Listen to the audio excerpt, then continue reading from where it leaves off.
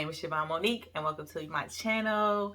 It's your OG auntie, and on my channel I talk about just random topics, self-love, things that I've learned in my younger years, and I'm just here to inspire, encourage, and motivate you. So if you enjoy my content, you know what they say, like, subscribe, hit the comment button. You can also follow me on Instagram at Shiv'on.Monique, and you can also watch my last few videos. I've been trying to film weekly and it hasn't been happening, so I'm trying now. So this week I wanted to talk about, I wasn't really sure what I wanted to talk about, but I was on Facebook and I saw a friend of mine make a comment about the type of men she's attracting, and I told her, I was like, you know, I feel like when you start working on yourself, like really doing some deep rooted healing, unlearning, healing childhood trauma, that the type of men you attract,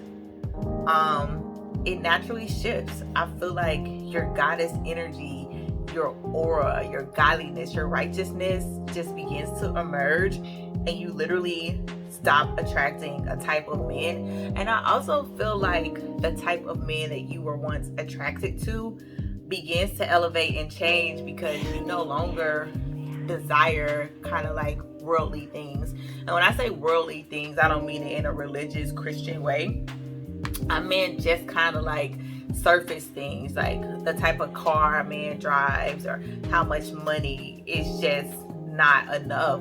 You really want to know, like, what's your soul like, bro? Like, have you healed? Have you healed from childhood trauma? You know, do you recognize the God in you? And I think that's very important. So I think as women growing up, we are taught to prioritize relationships, when the most important relationship we should prioritize is the relationship we have with ourselves. And I think a lot of times we think we love ourselves, but we don't. If you really start to dig deep into what self-love looks like and what healing looks like, you will uncover some things. I feel like my healing journey was a long process, and I feel every day I'm still unfolding layers. And then also I started to look at the type of relationships that I accepted and that I had, and I was just like, man, what made me believe that I was not valuable? What made me not love myself? What made me not think that I deserve the type of love that we all deserve? And so you just got to start asking yourself those questions.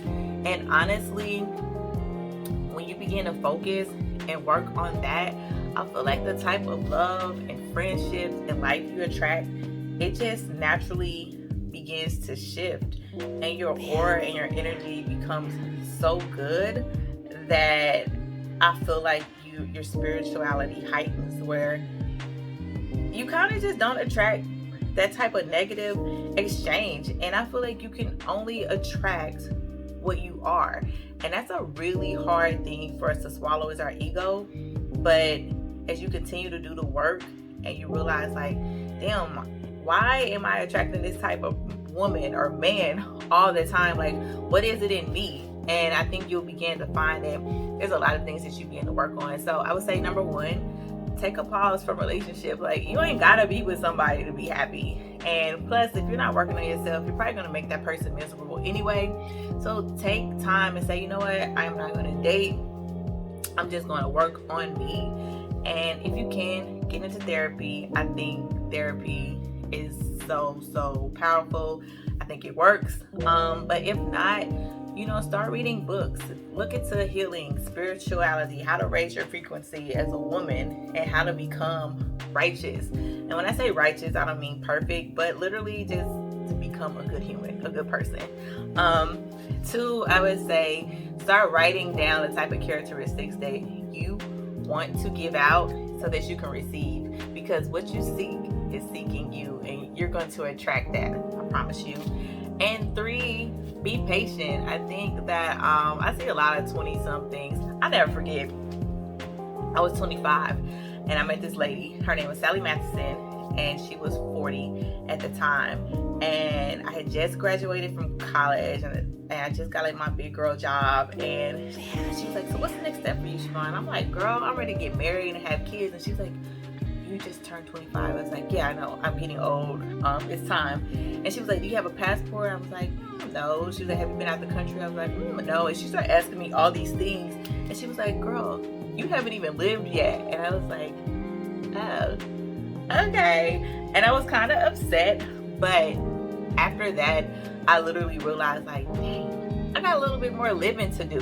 So my young lives, yo, it's not over at 25. And I'm not knocking people that want to get married at 25, but I'm saying if it's not happening in your 20s, your 30s, like, what you gonna do, mope around and be sad because it haven't happened? No, just live. Find out what you love about you first, and start enjoying you and have fun with it, and you will attract that person and that partner that you love. But then I also feel like you get into this space where you enjoy your company and yourself so much that you even kind of just stop thinking about it, you know what I mean? And yeah, so I would say self-love is the most major key to attracting the person that you want to be in your life. And I mean, just keep working on you, and you're going to unfold a different you. I feel like I've recreated myself so many times, from 20 to 30, and now I'm 40.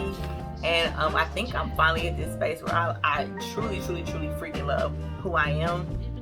And I can't wait to see who I am in 50, 60, 70, and so on. So let me know what you think is so important about self-love, or any questions you have about love and relationships. I ain't no expert, but I would love to help and answer any questions you guys have. Thank you guys for watching.